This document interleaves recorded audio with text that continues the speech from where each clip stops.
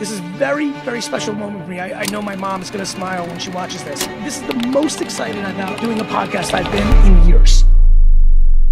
Gary Vaynerchuk. Gary Vaynerchuk. Gary Vaynerchuk, ladies and gentlemen, thank you so much. Millions of followers hanging on his every word. I'm a content creator and produce an ungodly amount of content on social media. I'm the CEO of a 2,000-person advertising agency called Media. There's so much else, but my hope is that you have 87, 150 more podcasts that look something like this. The world needs 500, 5,000 of these shows. We need to get these conversations going. Gen Z has it better than boomers by 1,000 miles. Thank you. Like, tell me what you were doing when JFK died and how did NASA happen? Can you please tell them about when you couldn't get gas in America in 1970s? Yeah. Tell them. You were the generation that watched our society go from a radio-first society to a television. Yeah. Right. We were so poor, we didn't have a radio. This is where I really value y'all. 60s, 70s, 80s, 90s. You have to tell more stories on the internet. I'll be vulnerable. Do you know that I live my entire life based on one premise? To not have.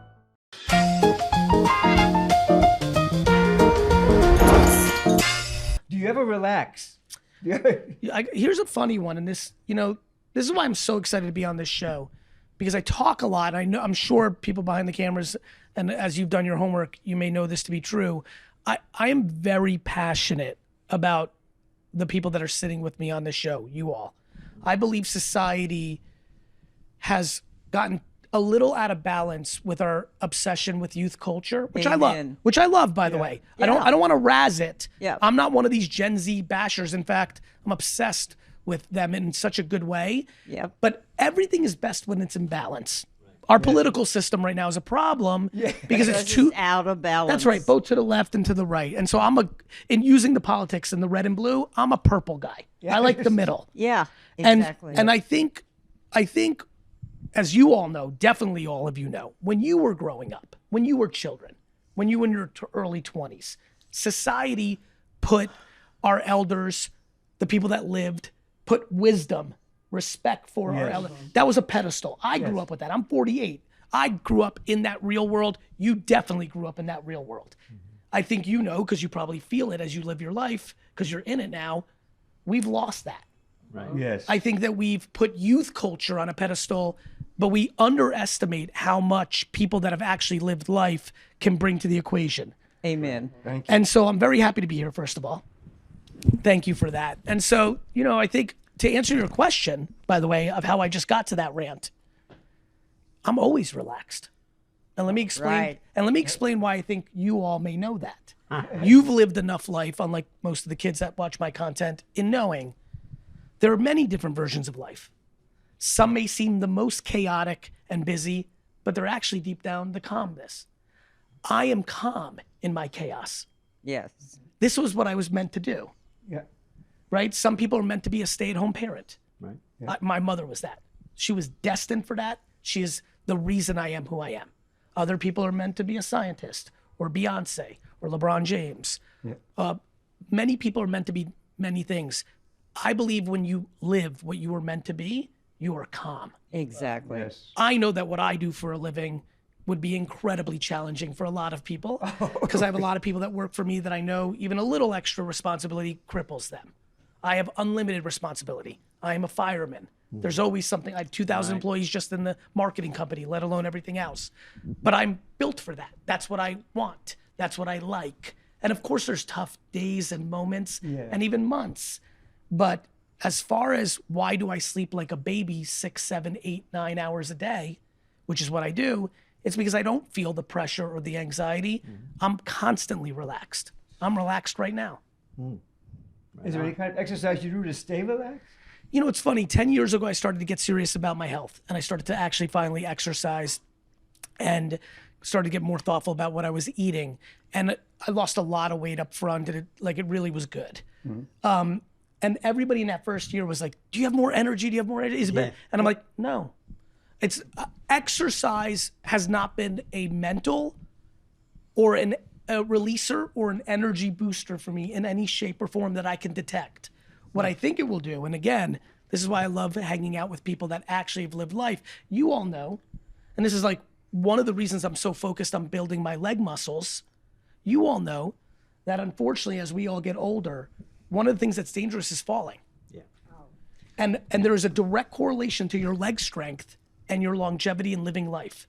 And I think a lot of, as you know, you grew up in an era where people didn't work out and exercise. Right. When I was in the 80s, even for me, like, people didn't work out every day. It wasn't a thing in the 50s, 60s. Some did, randomly here and there.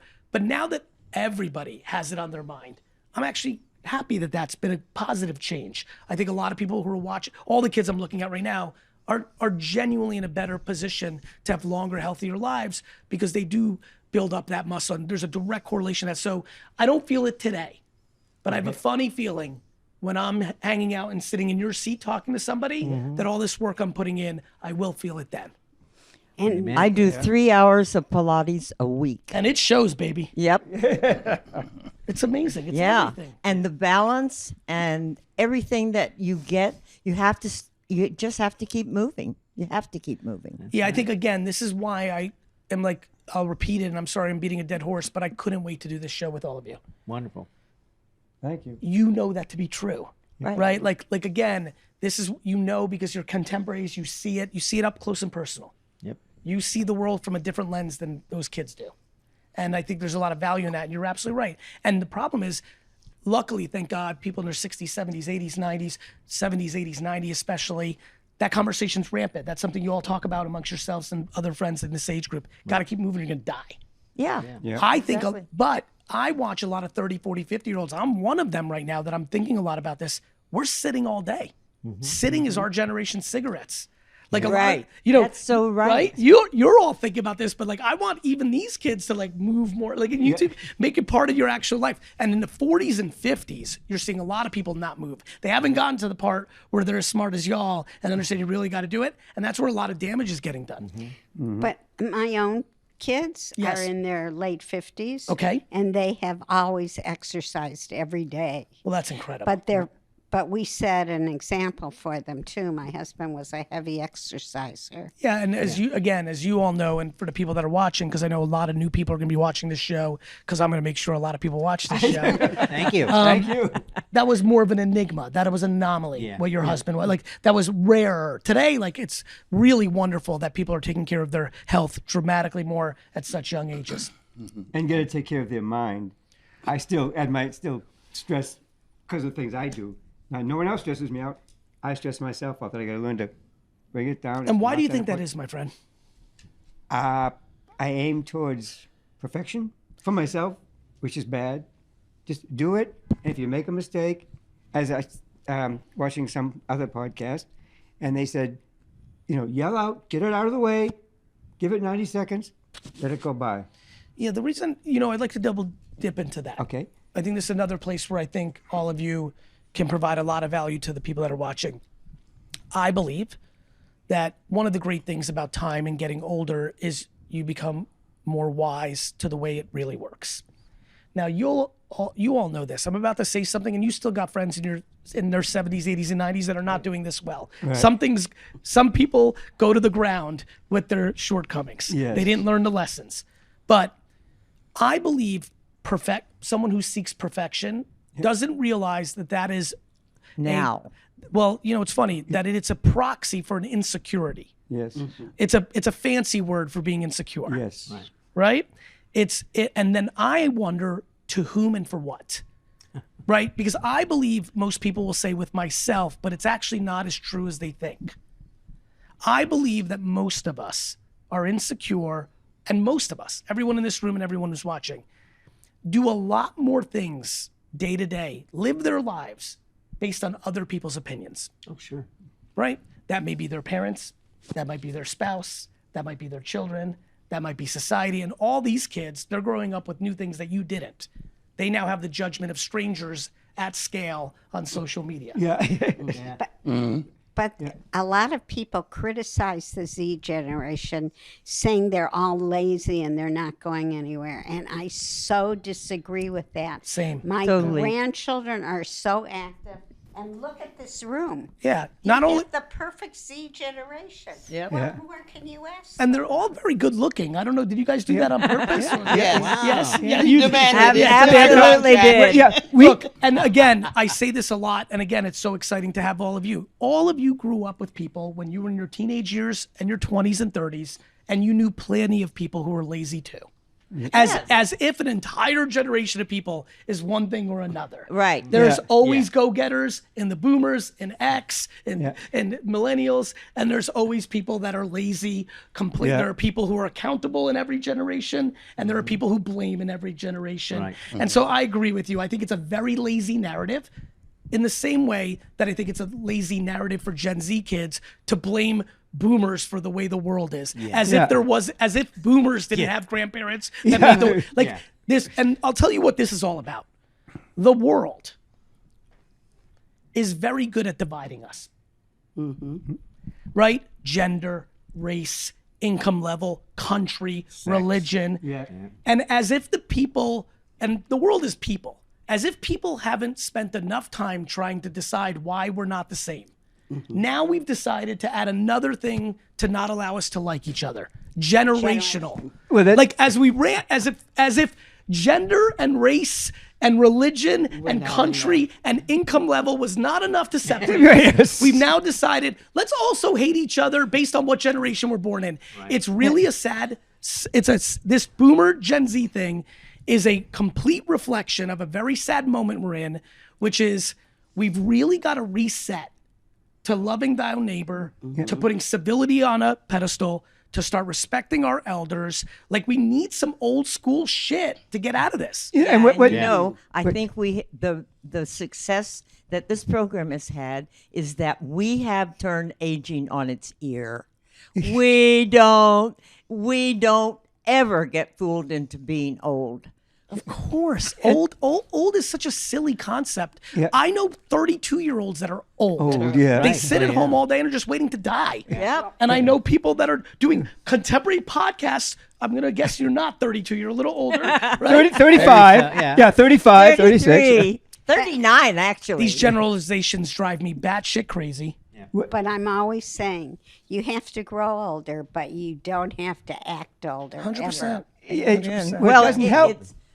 Growing older is really great because if you don't, you're dead. That's exactly. Yeah. That's And when you Well stop. said. What doesn't help is today's media. Yeah, that's right. The bad people, they get news. Yeah. Someone of the same generation did something good, but you don't hear about it. Again, this is where I really value y'all.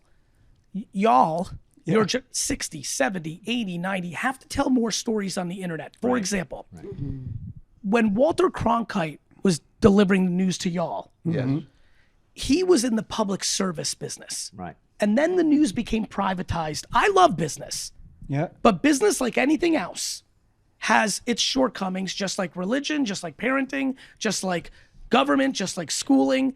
And when the news became a business, Yes. Yeah. and at Thank you. right, Yeah. when it was a public service, it played down the middle. Yes. Right. Yes. When it became a business, and there was a turning point in our society that I spent a lot of time researching.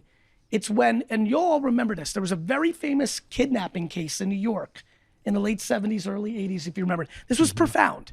There was, and the Summer of Sam. There was certain, yeah, yeah. right? There was certain things that happened in the late 70s as news became business, Right. where the news industry realized scaring people was good for business. Oh, God. Oh, thank you. Yeah, when it went Oh, into my goodness. entertainment, Yes. and they had theme songs for, theme music for each tragedy, That's right. and the bar across the and bottom. breaking news was always a plane and a hostage and a murder. They're still doing it. Car course. chases. They still do Okay. it. Yeah. They That's still right. do. But y'all lived through the transition. Yeah. Yeah. I caught the tippy tail end, and I like modern history and have done a lot of homework. These kids don't know the world you grew up in, and Right. and the stories you can tell about. Like, this is what the news used to do. Right. Forget about how you see politics. This is how the news used to be. And, yes, that's where we're at, brother. Like, unfortunately, Actually got real news and could make up your own mind. What a concept. Yeah. well, listen, and you all know this. I'll give you another thing that I think is a good history lesson for the youngsters that I'm looking at, but knowing all the ones that will watch this. You all lived, and based on your ages, you were grown-ups going through a contentious decade in American history called the 60s. Right? So a lot of us right now are going through what would be a stressful, contentious, we feel it, right? We're about to really feel it. 2024 election season is Oh, my going to be God. gnarly, right? But y'all watched what happened, right? Oh. And as you know, one of the reasons that people started getting into in the 70s and 80s at work and even in their neighborhood of religion and politics stays in your house was we saw how much it tore us apart by making it not just in your house in the 60s. Yep. I believe that we're going to see history likes to repeat itself. I think all these kids are going through it right now and they want their jobs and businesses and we, not just kids, societies, asking everybody to commentate on everything and get involved in everything. And what I think people are starting to realize is people see things differently. Yeah. And either we're going to have to we're going to either decide to just hate each other in perpetuity and everybody, or we're going to find a way to be civil and give people places where you can not have to worry about that, like work and like a sporting event and like at the restaurant. You like that? Yeah. You mentioned something in one of your podcasts about you think that we are going back to the times of $61,000 a year and we're going to redo our values. Yes. Could you talk about that a little? I'll tell you what you're touching on. So like there's so much, right? Again, back to Gen Z. When Gen Z is pounded with headlines saying you're going to be the first generation that doesn't have it as good as your parents, the fuck is that? Like, what do they do with that? Of course they're not. Like so what I think is actually, back to your point, I agree with you. I actually think Gen Z and Gen Alpha behind it. There's another one coming, by the way. Gen Alpha, the real youngsters. I think that they're going to be fortunate. They're going to watch all this chaos. Gen Z is going to be living in it. Gen Alpha is going to touch it a little bit and then understand it. And I think, and again, I think all of you can help on this. I believe you all understand that there is no correlation to financial success and genuine happiness. Yes, and I heard you say that on a podcast, and my heart blossomed because I think that's the only thing that can set us free. I do too. And by the way, I'm a businessman and I'm an entrepreneur. I don't go to this place where I demonize capitalism and that's the human spirit. I'm not there. What I'm saying, sir, is the following.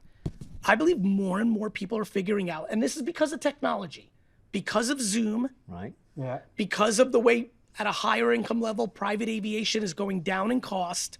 I believe more people are going to live more simple lives. I think we've lived through a whole century of I need a watch, I need a car, materialism. And I watch trends amongst a lot of youngsters who are starting to get it. And they're saying, you know what?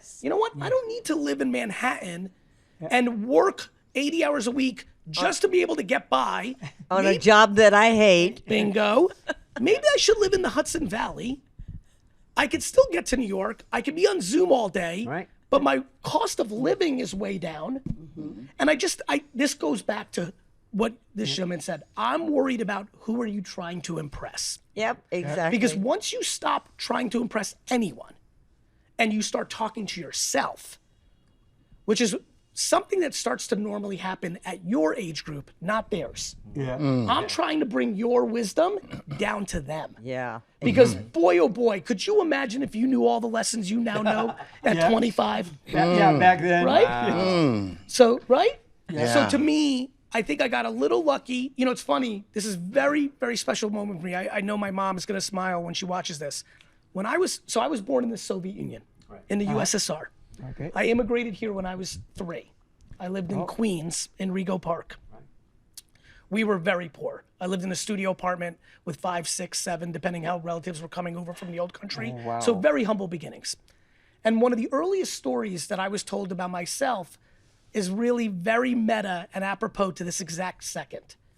Even at 4 and 3 years old, when I would go outside, as a 3 to 4-year-old, I would gravitate and run over and sit with 70, 80, 90-year-olds and talk to them. Wow. I would not go play with children. I would go and sit.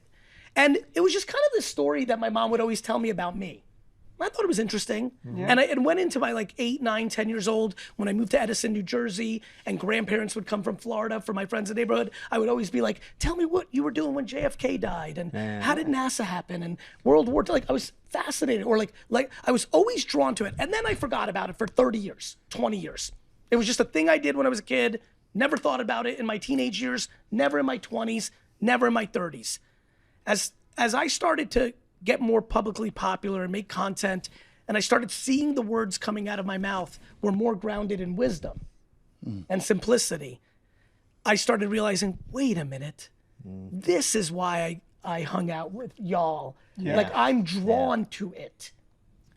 This is why this is the most excited about doing a podcast I've been in years. I'm drawn to this. This is it. This is the conversation.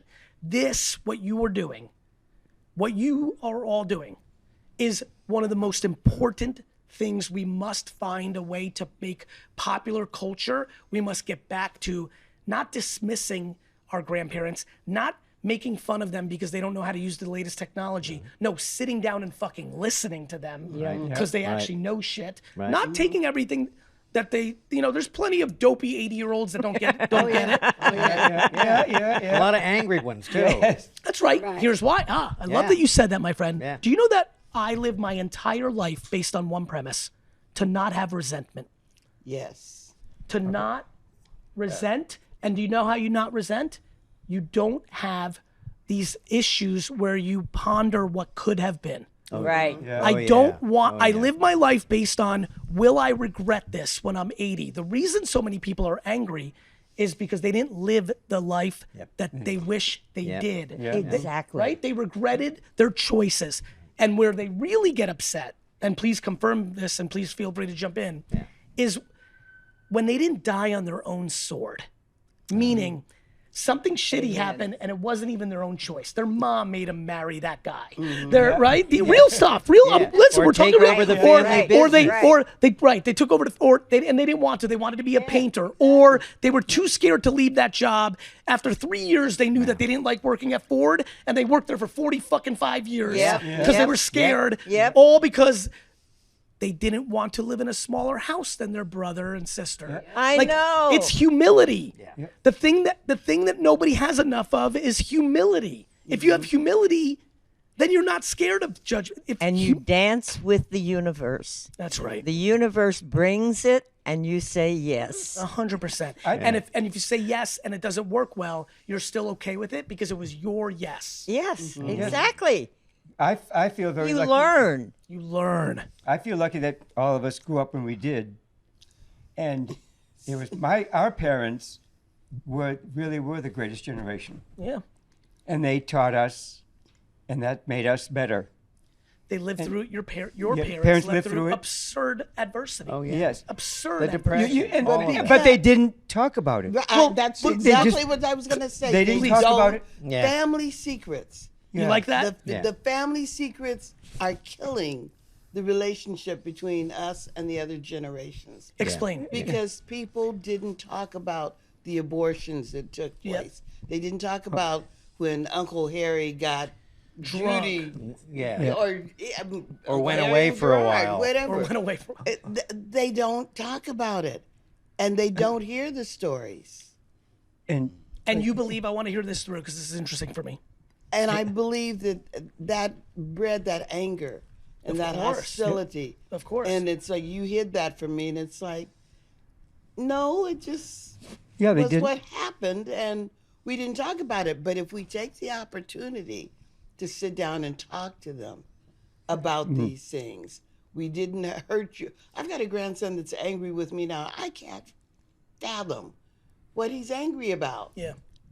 He's 30. He just turned 30, and he's just angry. Yeah. And I feel that it's based on some of those family secrets. Because he's like, why didn't you do this? Well, this goes back to a lack of empathy. Yeah. Right? I said something. I saw some of the youngsters shake their head, and I was like pumped. I was like, this is something I've been thinking about. To blame boomers, you ruin the world, as if there weren't generations before them. Yeah. It's the same reason it's so interesting you just said that. One of the things I talk a lot about is, before you decide you hate your dad, remember that he had a dad. Before you decide you're mad at your grandma, remember she had a mom. Like we are so selfish in our judgment. And you know this to where I think all of you are going energy-wise right now. There is a level of, no question, and this is a generalization, but you can see the data. There's a level of accountability that you all grew up with that is not in fashion right now. Exactly. There's a level of blame that is in fashion now that was not in fashion when you grew up. That's just the way it is. Yeah. Whether that's right or wrong is a separate thing. Yeah. It's just the way people roll. Yeah. We were brought up by the family. Mom and dad took care of you. Our dads, at least I know my dad, never talked about the war. Yeah. And found out later what he did. Like, he didn't want to talk about that. I guess, they just didn't. Yeah, it's talk fucking. what they went through. Of course. And well, by the way, that's a big part of what I think is going on right now. I believe that this is historical in America. One of our biggest vulnerabilities and what we're all feeling right now is too many consecutive years of prosperity.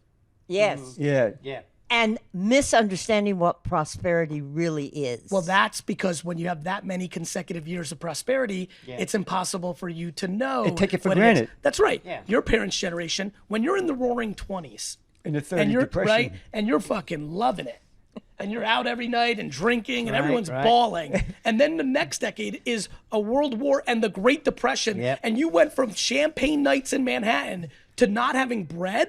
You reset your shit. Yeah. And so what's happening is I can't blame anyone under 50 in America because it's been cruising the whole time. Yeah. And then when everyone's mad at Gen Z, I'm like, when they got out of school, the government printed money and gave them money to stay home during COVID. Yes. It fucked them up. Like, I get it. Like, everyone's equilibrium is different. Yeah. And so to your point, like, we've had so many years of prosperity. Like, what you know this, again, when you live a longer time, when people when you hear people complaining about what's difficult, you laugh to yourself. You're like, that would have been a walk in the park. Oh yeah. Or you don't know, because as a kid, you thought, this is life. And oh, by the way, when you used to complain about shit when you were 20, your grandparents were like, shut your fucking mouth. Yes. Right? I'll tell you what to complain about. That's right. Yes. Because what was going on in the late 1800s, when your grandparents were kids and when you're like trying to get the timing here, that was real adversity. Yes. Like people take things for granted. We just went through COVID and it was really hard, but like penicillin is a new invention. Yes. Yeah. Like there's a lot like I just think that people, this is actually very funny. I was an atrocious student. Like real bad. Wow. Yeah. As successful as you are, you were bad. I was an atrocious student. I was a D and F student, not even a C student, a D and F student. But there was one class consistently that I was good at, history. History. And it's funny, as I'm sitting here, I'm like, man, when I was this bad student in my early 20s, I was like, man, why did I get good grades in history, like B's and A, like good grades? It was because I was interested in it. But why I was interested in it is what's happening here right now. I believe that everybody who's watching this and all the crew behind the screen would be much happier if they understood history. Absolutely. Yes. If they could Where we came contextualize, from. Yeah. because it's very easy to all of our points. If you hear day to day, you have it bad and this and that. It's a ludicrous. Gen Z has it better than boomers by 1,000 miles. Thank you. Like, these articles are ludicrous. I'm aware of what inflation is. Like, can you please tell them about when you couldn't get gas in America in 1970s? Tell them. You had to wait in line. One time I was living in Hawaii and going from the one part of the island to another and ran out of gas, and a gas truck came by and saw me and got out and filled up my tank from the gas truck so I could get my children home. Yeah, I People mean, cared about people. we used to, days.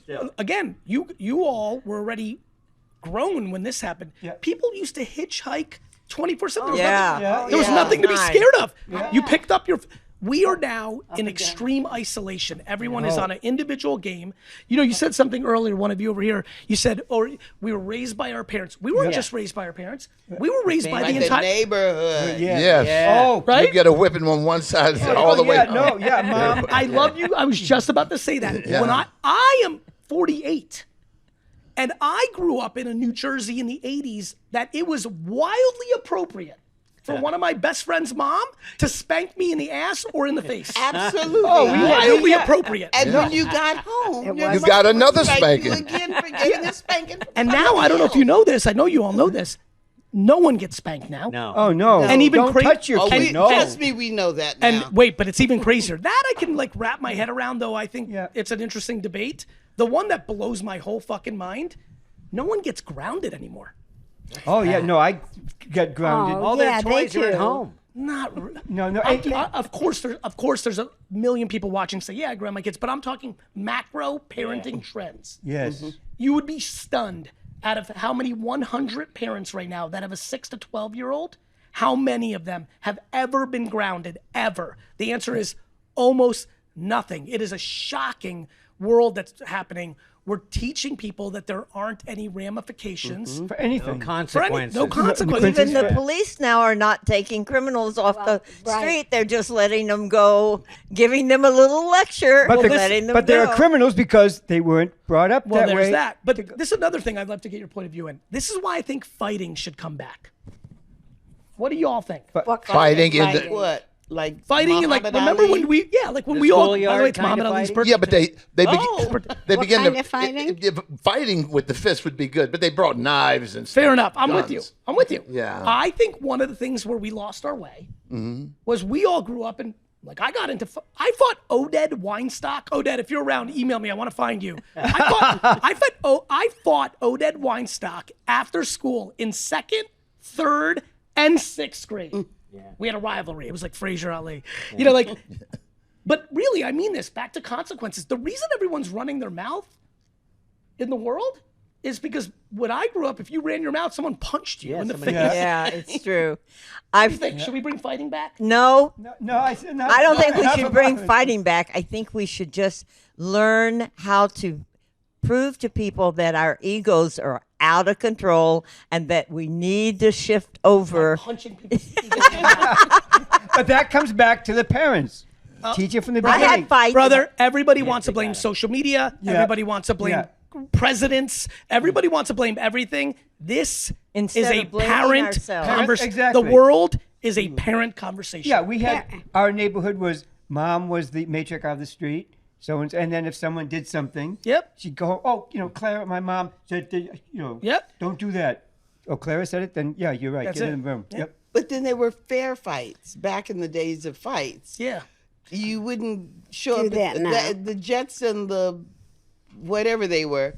They would bring knives and guns all of a sudden. They used to slug them. Yeah. But now they bring knives, they Yep. bring guns, Yep. they shoot innocent bystanders. Yep. And what you mentioned is the neighborhood's important. Everyone knew if you can Community. leave your door open. People someone's don't know. gonna People cover don't for know you. their neighbors don't at do all neighbors anymore. anymore. Now it's scary. It's like you don't even trust your neighbor. Leave our door open. We'll come back in a couple of weeks. Watch key- out. Most of us don't know our neighbors. That's Yeah, right. there you go. The key is these last 10 minutes, right? These last 10, don't worry about that. It's all real. This is what I like. These last 10 minutes that we've just been talking. Yeah. The question is, how do we not come across preachy?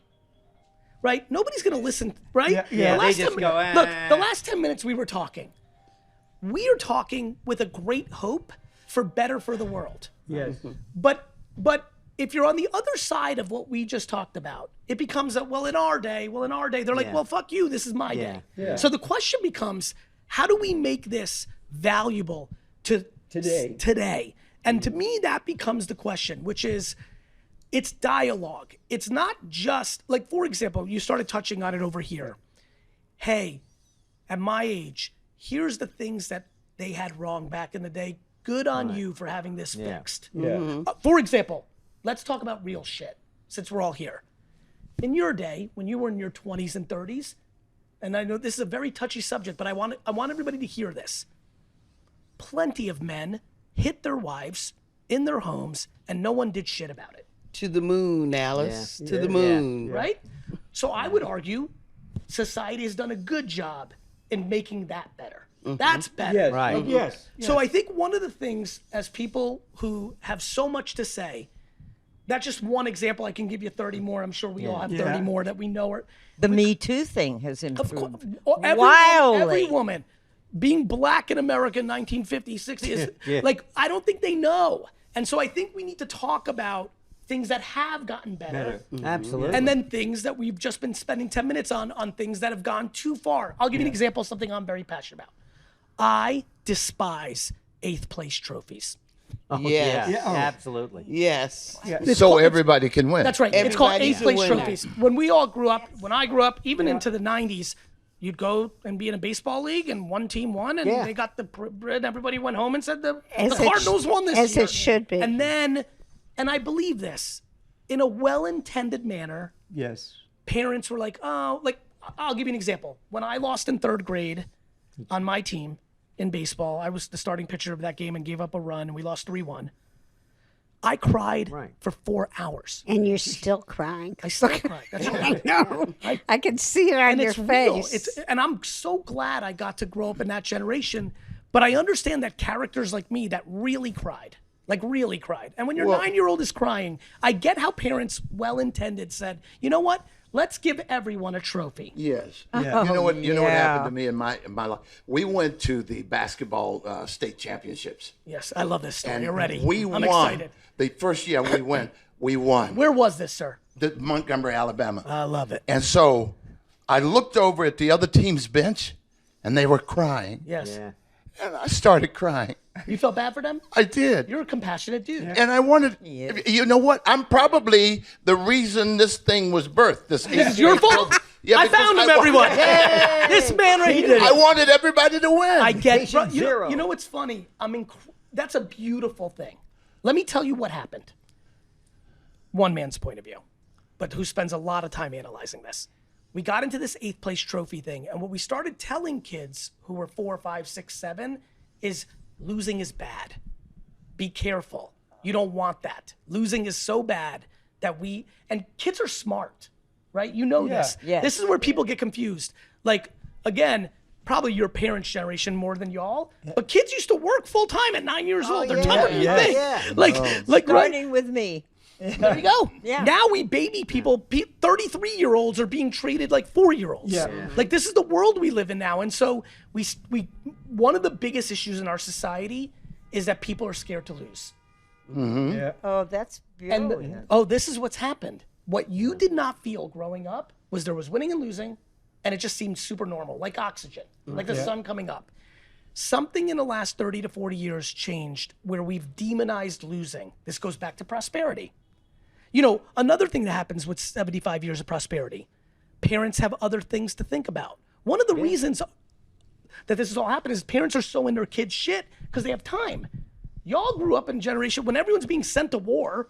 Yeah. Like when the mom is going to build bombs in the fucking armory in Midtown, like shit was different. And so there's just all these big dynamics. This was all long-winded to say the following. Thank you to the 6 of you and to the team, because we need more. Like my hope is that you have 87, 150 more podcasts that look something like this. You may be razzed by and be like, we invented, that's fine, that's y'all. But the world needs 500, 5,000 of these shows. We need to get these conversations going. Right. We need them out there Yeah. in their Well, We try. We give that them our brings me opinions. to wanting to ask you about podcasts, because in the beginning I thought, podcasts. Now I see that so much information like this is getting out in podcasts. Yes. It's replacing the media.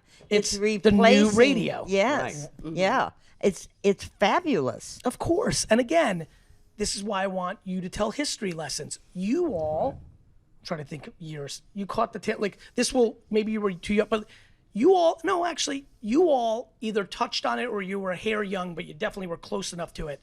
You were the generation, and definitely your parents, that watched our society go from a radio-first society to a television-first. Yeah. Right, I used to listen to the radio. That's right. Only the shadow. The shadow knows. We saw the birth of television. Well, You saw the birth of television. we were so poor, we didn't have a radio. There you go.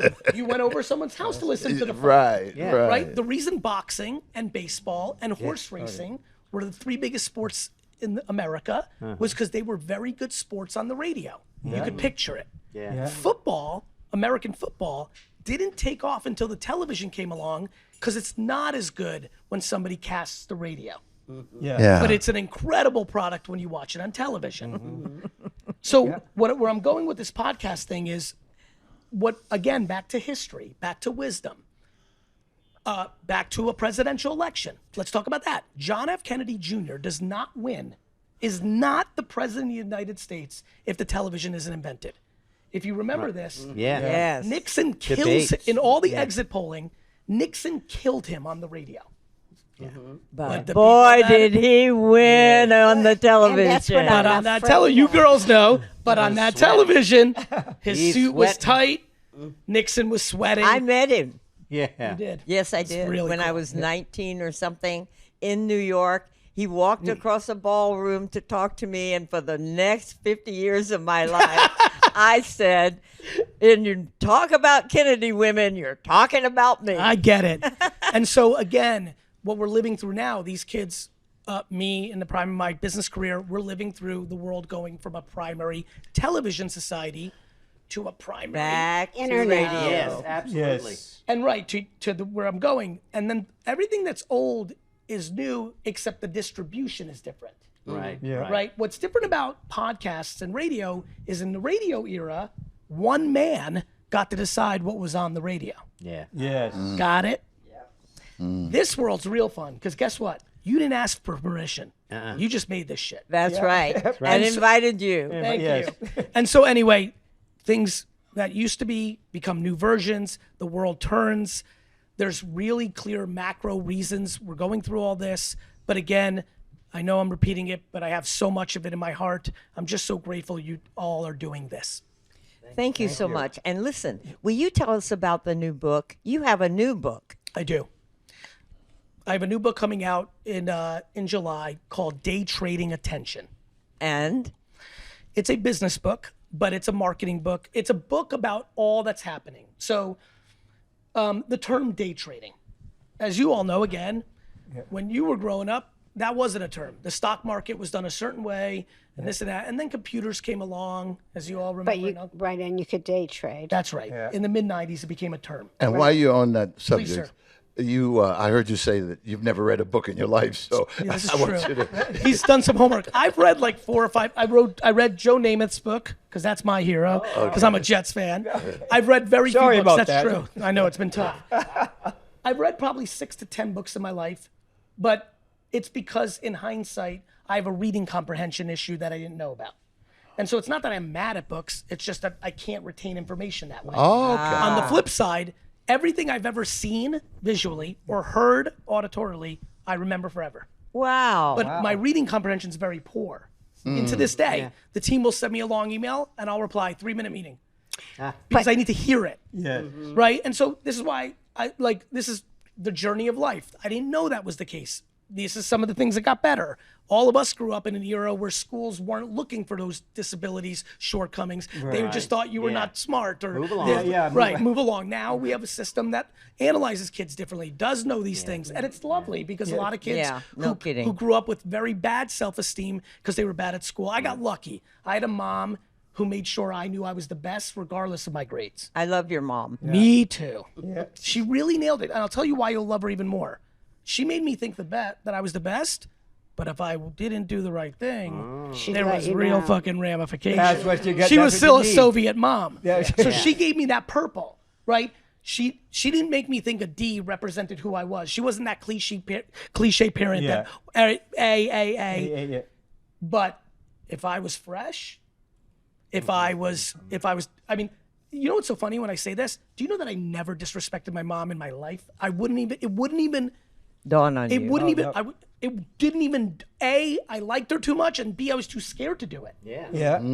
That's the thing with mine. I knew. Right? Yeah. Both. Yeah. I was I afraid. admired and adored her. Yeah. And fuck that shit. I'm not trying to I never like, was scared because, Mom was so short, spankings didn't hurt anymore. Got you. But Dad wouldn't spank. But what killed me was when he'd say, "Oh, Disappointed. there you go, one word." That's all it. it took.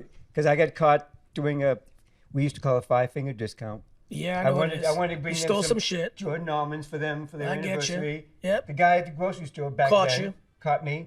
You better tell your parents. I'm like a dummy. I told him. Yeah.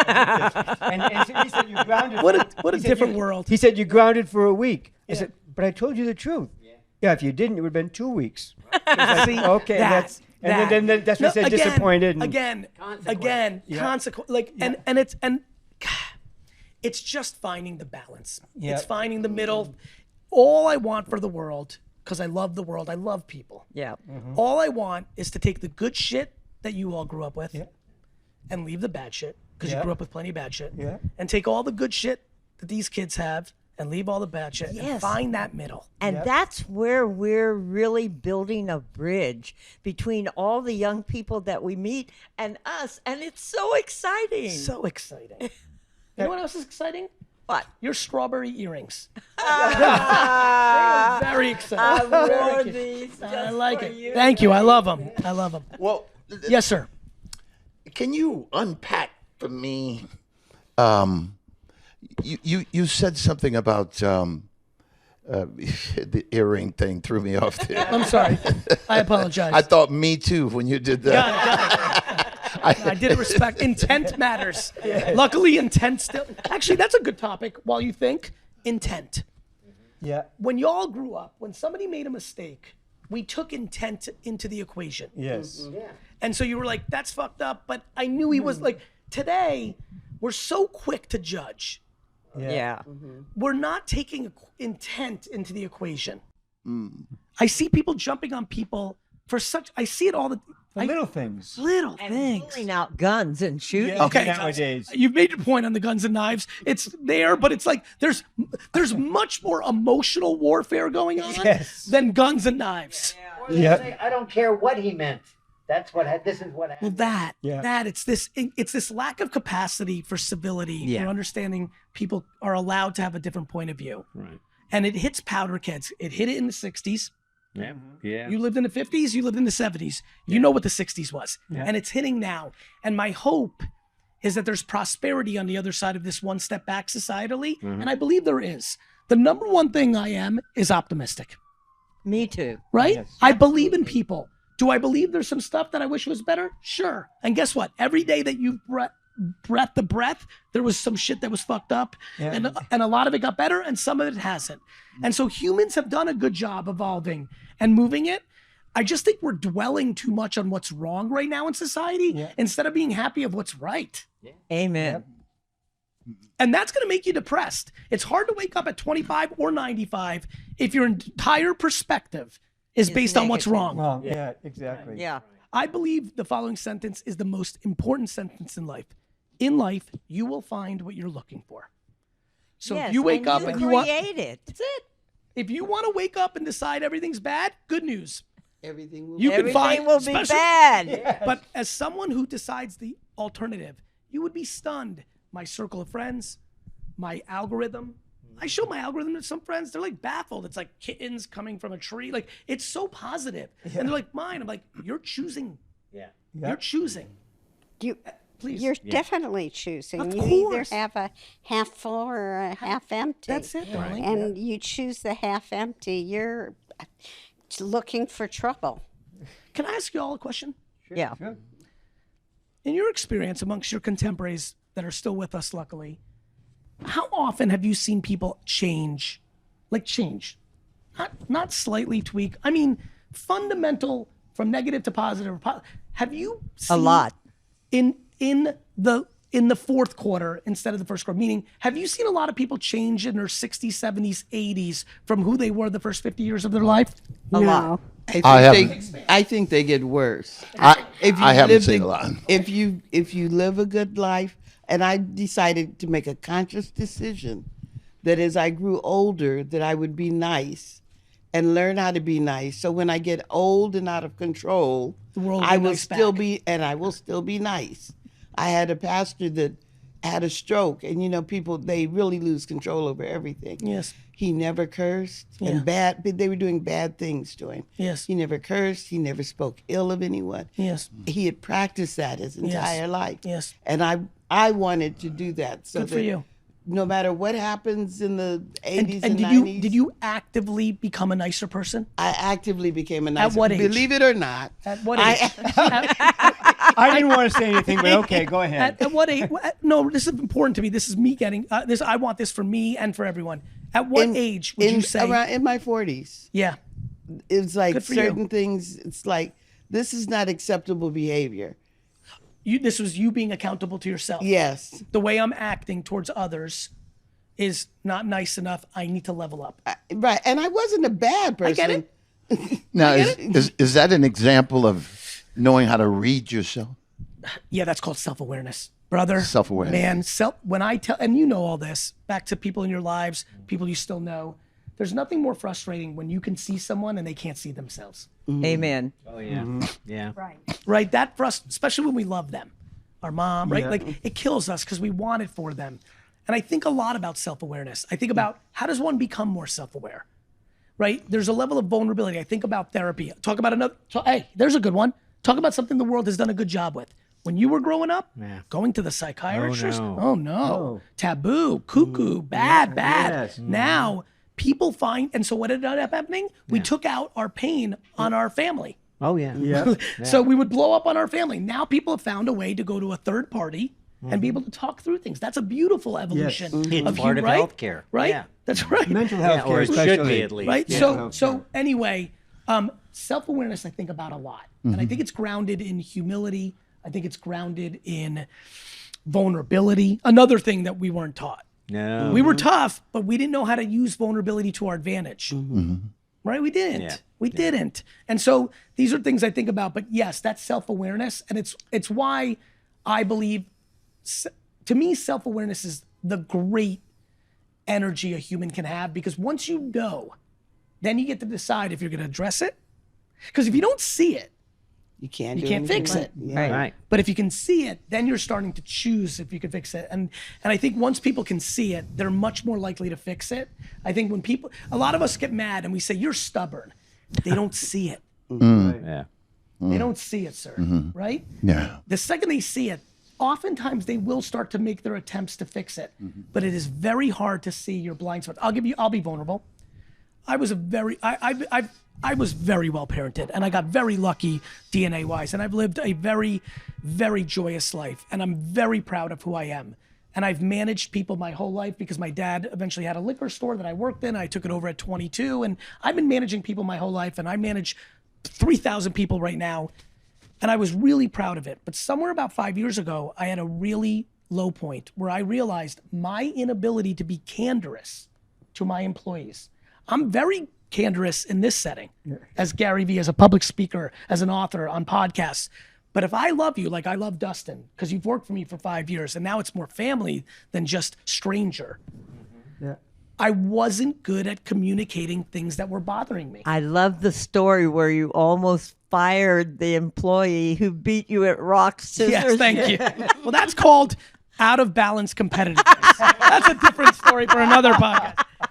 But to go back to what we're talking about, sir, I had a moment, a series of life events, both personal and professional. I was like, wait a minute. What I used to think was my gift, which was I kept it positive, was actually me painting a fake picture to myself. I was unable to be candorous and give feedback from a good place because I thought the people would be scared that they were on their way to getting fired, and I didn't want them to be scared. So I tried to fix it in different ways. Inevitably, because I was still running a business, there would be moments where I would fire these people, and in essence, they were getting fired without warning because I wasn't able to get the because feedback. you hadn't That's told right. them. And so now, and then it got worse. So that was already hard enough that I knew people walked around Earth that weren't happy with me because I did wrong by them, and I would make the excuse of, well, and which would be my subjective opinion. They weren't good at their job. I let them be there for an extra year. I was the one who was mad, and that's what was going on in my head. I'll tell you where it got really bad for me.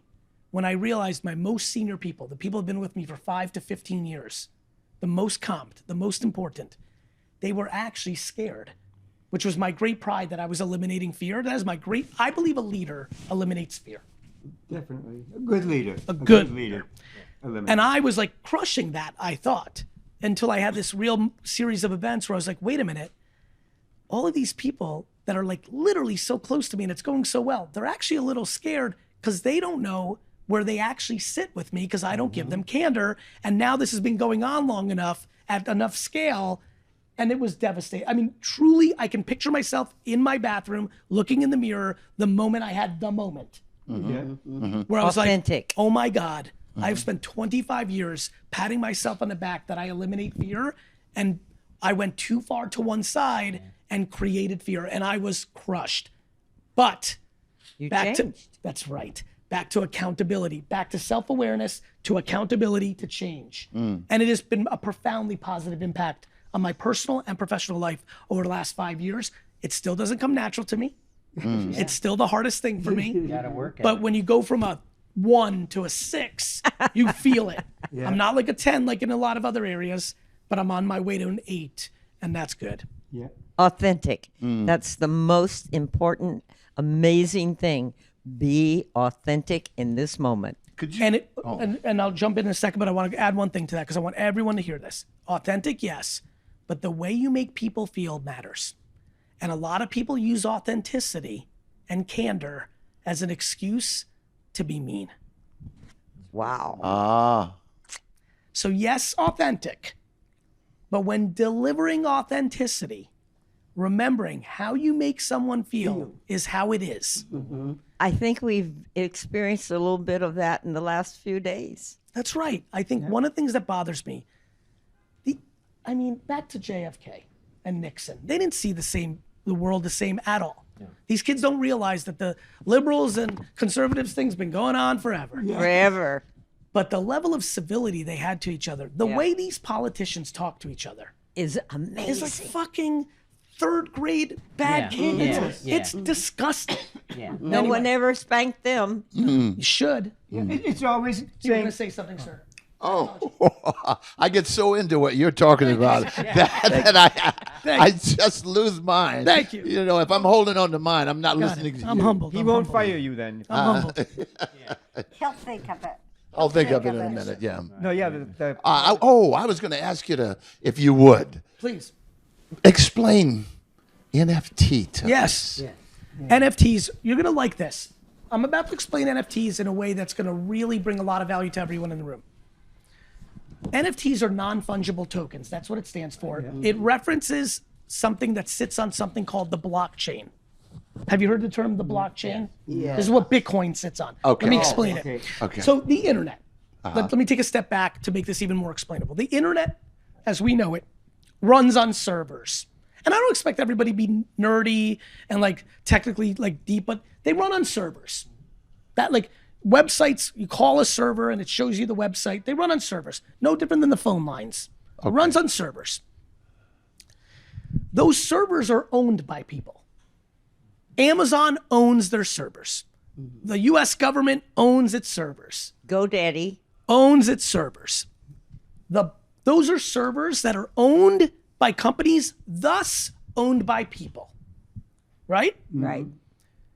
The blockchain are servers around the world that talk to each other, but nobody owns them. Why is that important? There's an entire ecosystem of technology being run that the code runs it, not the servers. All the servers can be taken away and new servers can do the thing. Meaning, not America, not China, not Russia, not Facebook, not Amazon, not Google. Nobody owns it. Yay. Here's why. What that means is it becomes a decentralized, not a centralized depository. Why is that important? That means this is getting a little nerdy, but I'm trying to go macro. What it's going to do is allow for the world to have a technology infrastructure that is completely fair because no one can change it. Thank God. Okay. I'm going very high for you to tell you why I'm very bullish on NFTs. Not the way everybody in this room knows NFTs, which was a couple summers ago, collectibles, art. That's great. I like comic books and trading cards. All of you grew up when comic books and trading cards were worth nothing. Right? And all those Superman #1 and Batman #1 and Mickey Mantle rookie cards that you all played with that are worth millions of dollars, you fucked up. Yes. Wait, my cousin invented Superman. And when I was 4 years old, I had all these capes and Superman things and everything else. What do I have now? Threw it all out. I wish I bought them at a garage sale from you. yeah. Anyway, these decentralized servers, sir, are a big deal. Let me explain. Back to history lessons. The US dollar used to be attached to the gold standard. Yeah. You remember that. Yeah, And then Richard Nixon, when he did finally become president, took us off. That led to a very different world that we're all growing up with that you didn't, which is why there's so much money out there, because you can keep printing it. Yeah. The reason everyone is fascinated by Bitcoin is there's only a certain amount. That's right.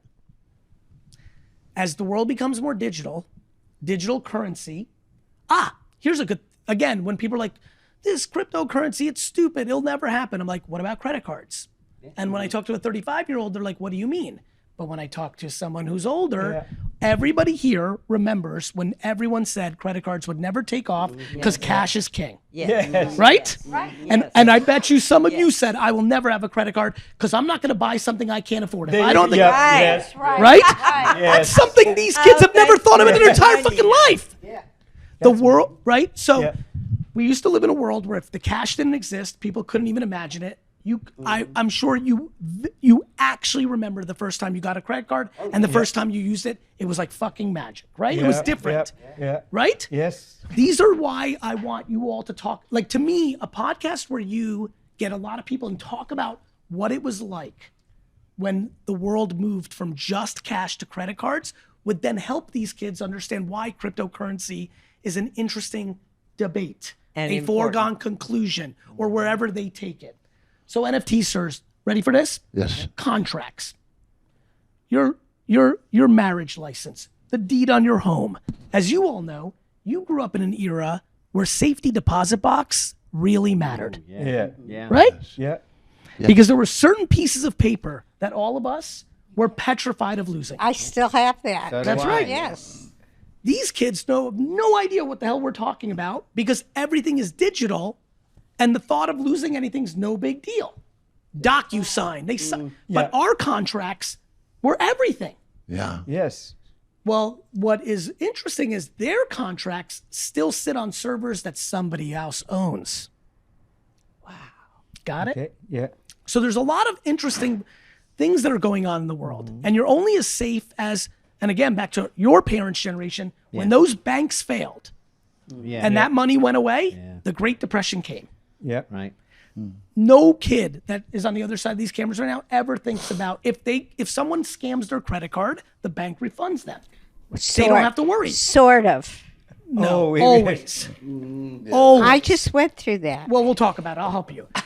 None of these kids, they know that if they get a fraud alert and somebody got their credit card number and spent $2,000 in Vegas, that they'll get that money back They'll get it back. every time. If they didn't, all of them would care about that privacy a lot more. Yeah, Yeah. exactly. And so what's happening is these dynamics are play. It's a long-winded answer to explain this, sir. I believe every contract in the world, every deed, every contract, an athlete signing a contract with a football team, that every contract in the world in 20 years will be an NFT. Yeah. It will be a non-fungible token that sits on the blockchain because it is ironclad and nobody can touch it, and it's the safest thing humans have ever invented. Do I believe 1% of those things will be collectibles? I do. One of the biggest problems in high art, people that pay $20 million for a painting, is if it's fake.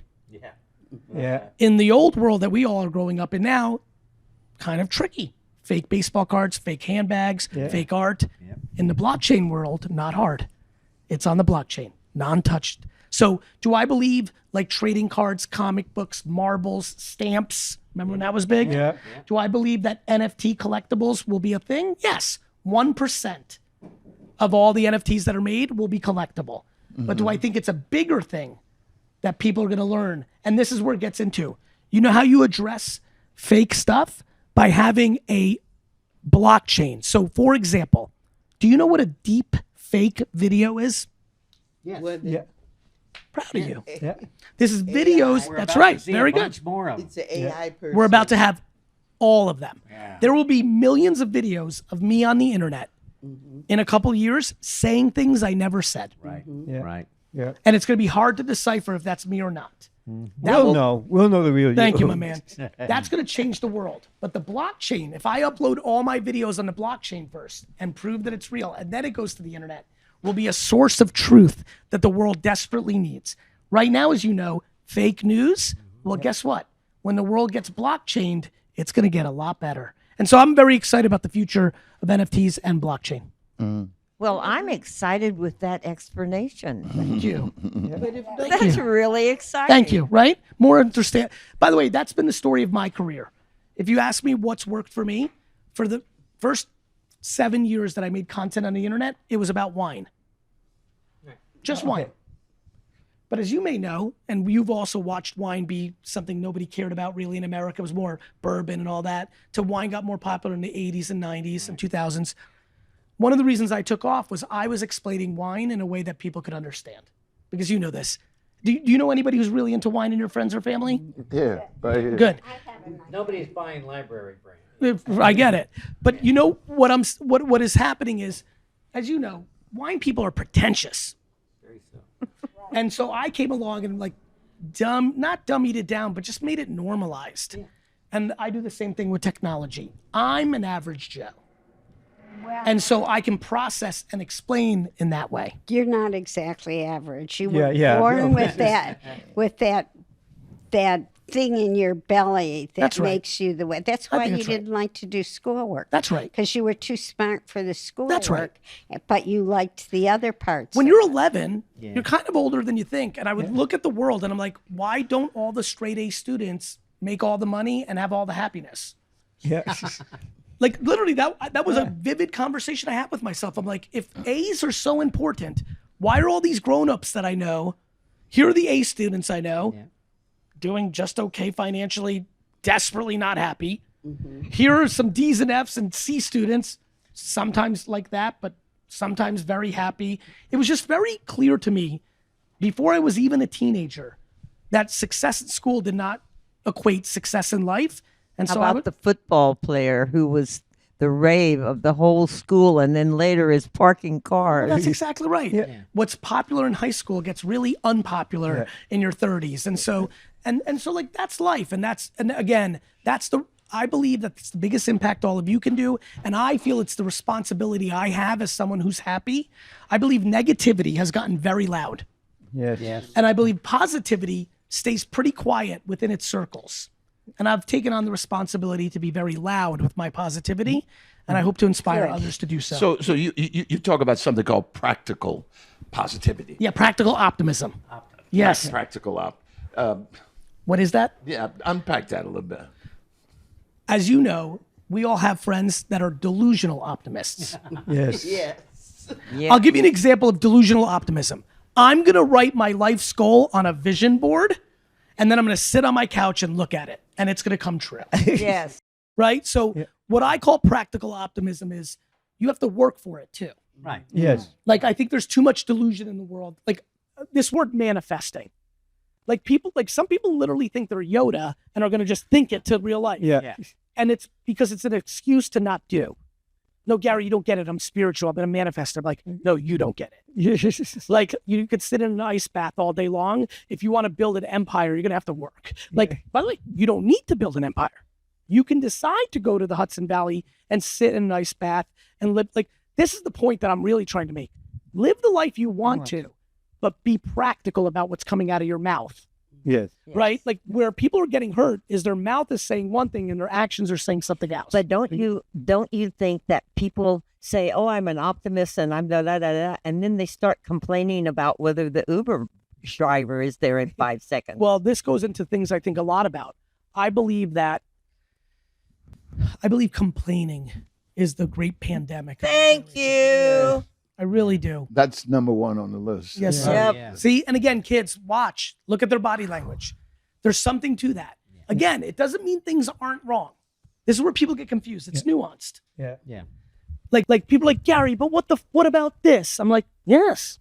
I'm like, What yes. about it? Like they're like, what about sexism? I'm like, it's real. Yes. I'm like, but if you spend every minute of your life Worried about these things. complaining about sexism and doing nothing about it, you are going to be very unhappy. Thank you. And part of the problem. Like, and again, there were things that your great-grandparents dealt with that were bad. There are things that you dealt with. There are things we're dealing with. And our great-grandchildren are going to deal with shit too. Humans are not perfect. But the point of this entire hour together, the point of my mission, the point that I hope the world gets better at is there will always be something. The question is, what are you doing about it? Right. Yes, do something. Don't complain. That's Just do absolutely right. Like, and by the way, where so many people have gotten confused, and not just this generation. I love when people are like, this generation. What both boomers on Facebook and Gen Z on TikTok, when you say something on social media, that is not doing something. That's Right. the confusion. That's the confusion. Keyboard activism isn't doing shit. What are you doing? And so, for me, when I feel passionate about something, I try to do action. You want to get into better shape? It's not about reading about push-ups. It's not tweeting that you're going to do push-ups. Yes. It's doing fucking push-ups. Very basic. I mean, I can't hire somebody to do them for me. We are getting to that. I wanted to get back, if we could, for the NFT to dummy it down for me. If I do have documents, how do I go about getting them? The question is, that goes into something called minting. Okay. So for you, because I think I could see that we're wrapping up, your next guest is here, and this is a long-winded thing, but this is what I love about your question, and for everyone. If you go to, how do I mint an NFT? If you type that into Google, if you're like me, you'll have to watch a video or listen to audio. Yes. Because of my reading comprehension. But if you have good reading comprehension, there's a million articles on how to do it, and then you do it. Oh, okay. Gotcha. I love you. Wow. I love you back. Thank you so much for your time and energy and just making our day and teaching us so much. And will you come see us again? Come to LA. Yeah. And 100%. and be in a skit with us. Make people laugh. Firm. Mint it on the blockchain. Mint it on the blockchain. Thank you for having me. Thank you. Thank you.